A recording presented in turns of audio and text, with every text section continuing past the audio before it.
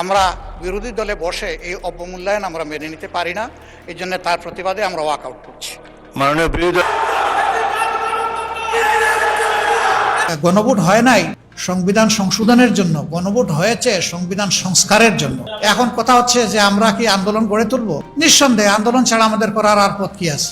প্রয়োজনে যদি আবার জুলাই নেমে আনতে হয়, তারা আবার জুলাই রাজপথে আমরা আবার নামার জন্য আমরা প্রস্তুত আছি। বাংলাদেশের রাজনৈতিক ইতিহাসের মোড় ঘুরিয়ে দেওয়া জুলাই বিপ্লব কি তবে এক গভীর ষড়যন্ত্রের জালে বন্দী হতে চলেছে? ১৭ কোটি মানুষের রক্তে লেখা জুলাই সনদ, যেখানে স্পষ্ট করে দিয়েছিল রাষ্ট্রের প্রতিটি স্তরে আমূল পরিবর্তনের পথ, সেখানে আজ সংসদ ভবনের ভেতরকার গুমোট পরিস্থিতি কেন ভিন্ন কিছু সংকেত দিচ্ছে? ৭০% মানুষের সরাসরি গণভোটের যে রায়, তাকে উপেক্ষা করে কেন আজ স্রেফ আইনি মারপ্যাচে ফাইলবন্দি করার নীল নকশা তৈরি হচ্ছে? বুধবার বিকেলের অধিবেশনে যা ঘটল তা কেবল একটি রাজনৈতিক বিতর্ক নয়, বরং এটি জুলাই বিপ্লবের চেতনার সঙ্গে এক চোটর লুকোচুরি। আজ আমরা উন্মোচন করব সেই পর্দার আড়ালে সত্য, যা হয়তো বদলে দিতে পারে বাংলাদেশের আগামীর মানচিত্র। ত্রয়োদশ সংসদের প্রথম অধিবেশনের রেশ কাটতে না কাটতেই আবারও উত্তপ্ত হয়ে উঠল পবিত্র এই কক্ষ। সংবিধান সংস্কার পরিষদের সভা আহ্বানের যে জোরালো দাবি বিরোধী জোট জামায়াত এবং এনসিপি থেকে উঠেছে, তাকে পাশ কাটিয়ে স্পিকারের দেওয়া সংসদীয় রীতির ব্যাখ্যা যেন এক সুচতুর কৌশলের অংশ। বিশেষ করে জুলাই সনদ বাস্তবায়নের যে অঙ্গীকার নিয়ে এই নতুন যাত্রা শুরু হয়েছিল, সেই পথ থেকে বিচ্যুত হওয়ার এই প্রচেষ্টা কি কোনো বড় শক্তির অদৃশ্য ইশারা?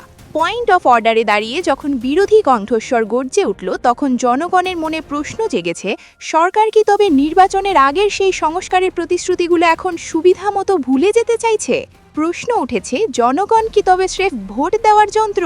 তাদের চূড়ান্ত অভিপ্রায়কে কি এভাবেই দলীয় স্বার্থের যুপকাষ্ঠে বলি দেওয়া হবে? সবচাইতে চাঞ্চল্যকর মোড়টি ছিল সেই বিতর্কিত স্থৈচঞ্জ নোটিশ। বিরোধীদের অভিযোগ, মূল সংস্কার প্রস্তাবকে ঠান্ডা মাথায় ধামাচাপা দিতেই হুট করে একজন সাধারণ সদস্যকে দিয়ে একটি সমান্তরাল বা ছায়া নোটিশ আনা হয়েছে। এই অদৃশ্য হস্তক্ষেপের উৎস কোথায়? কেন জনগণের সরাসরি রায়কে সংসদীয় কমিটির নামে কালক্ষেপণ করে ঝুলিয়ে রাখা হচ্ছে?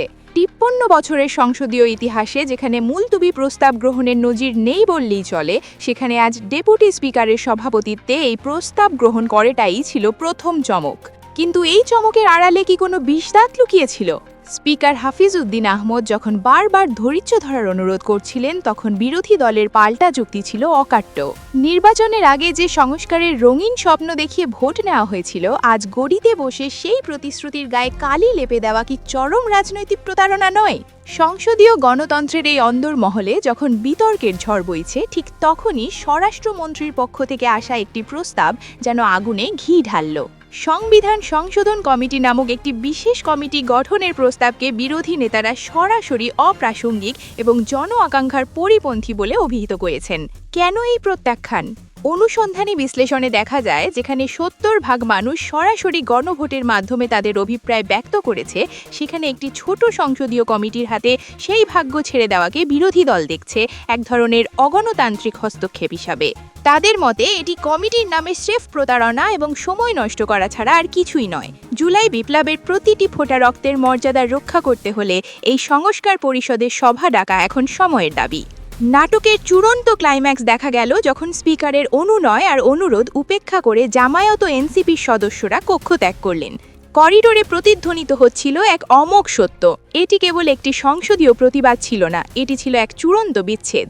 গত ১২ মার্চের পর আজ দ্বিতীয়বার এই কক্ষ ত্যাগ কি রাষ্ট্রের ভেতরে থাকা কোনো অগণতান্ত্রিক অপশক্তির বিরুদ্ধে এক শেষ সংকেত?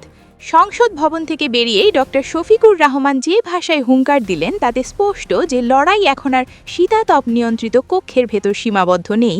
তিনি পরিষ্কার করে দিলেন, যেহেতু সংসদে জনগণের দাবির মর্যাদা নেই, তাই তারা আবারও সেই জনগণের কাছেই ফিরে যাবেন। এই জনগণের কাছে ফিরে যাওয়ার অর্থ কি তবে এক দফার নতুন কোনো আন্দোলন? 11 দলীয় জোটের আসন্ন জরুরি বৈঠক নিয়ে এখন রাজনৈতিক মহলে তোলপাড় শুরু হয়েছে। গোয়েন্দা রিপোর্ট এবং পর্যবেক্ষকদের ধারণা, জামায়াত ও তাদের জোট সঙ্গীরা কি তবে অল আউট যুদ্ধে নামতে যাচ্ছে? শফিকুর রহমানের সেই হুঁশিয়ারি, আন্দোলন ছাড়া আমাদের আর কোনো পথ নেই, কি তবে আগামীর এক রক্তক্ষয়ী সংঘর্ষের ইঙ্গিত? ক্ষমতার করিডোরে বসে যারা আজ জনগণের রায়কে উপহাস করছেন, তারা কি ভুলে গেছেন ইতিহাসের শিক্ষা?